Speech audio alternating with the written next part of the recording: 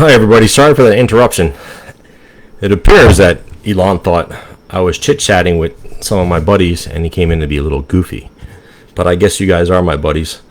I want to continue this conversation after I went in and explained to Elon that I was trying to do something live and talk like normal instead of being goofy on social media like he does or I do or whatever else. Hope you don't mind. It's not an alcoholic beverage. It's just some club soda, which I like. All right, now I got some more people online here, going on here. So this is the deal. Got to talk about this. You know, I'm involved in various different groups, and I follow and I read articles, and I understand what's going on, the horrific times that parents are going through, especially fathers in regards to parental rights and court cases and everything like that. It's horrible. I mean, it's affecting hundreds of thousands of millions of fathers, which are affecting the children, and the children out there who are doing very poorly because their father is being alienated. I mean, everything which we all know about, from poor grade school, poor social skills, getting in trouble with the law, drugs, running away. There's just a lot of stuff that children who are affected by parents who are alienated, and because a father figure is not in their life. I know I discuss a lot about fathers and fathers' rights and stuff, but I understand at times there are females who go through the same thing. There are mothers that go through the same thing. So when I talk about this, I don't want everybody to think that I'm just talking about fathers. But the majority of a lot of things I do discuss and see it out there is that fathers do get the raw end of the deal. And me including. Everybody probably knows my story, and if you don't know it, you could just search me online. But anyways, let's talk about Senator Tom Cotton.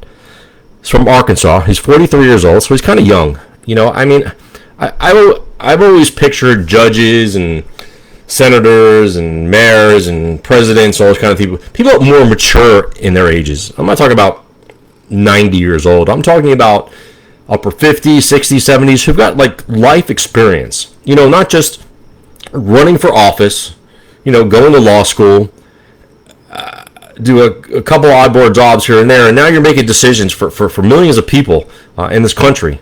I got a hard time with people who don't really have life experiences making decisions for me and making decisions for you. That includes, like I said, judges and a lot of elected officials. But that's my personal feelings. I don't think you should have on-the-job training when you're making decisions, a lot of decisions that could affect a lot of people. But besides that, he's a Harvard Law School graduate. So it makes me believe that Senator Cotton didn't really have any financial hardships like millions of fathers do out there with the things that are going on in their life about trying to be part of their children's lives. So I don't think he really understands. I'm sure he grew up. I didn't read much of his history. Probably middle class, upper middle class, you know, family, or maybe even higher than that. I mean, Harvard Law School is not cheap. It's not like a state college. I mean, the state colleges aren't cheap either these days. He's got 2 kids, which I give him credit for that because you got to understand the idea of kids. But what really gets to me is a few things in this article about this bill, and about Senator Tom Cotton introduced a Child Support Work Act, a bill that would increase child support payments to custodial parents and children. The majority of custodial parents out there to this day, because we're all going for 50-50, but the majority of them are the moms. And the dads are taking the blunt of it. It goes on, talks about certain requirements, which I get, and it says fathers in this, not fathers and mothers. It says fathers in this article have an obligation to care for their children. Child support orders can help parents fulfill this obligation by requiring them to work. Okay, I get it. You want fathers to work to produce money for their children. But what happens if, true story, if the mother doesn't work? Why don't you force the mother to go out and get a job?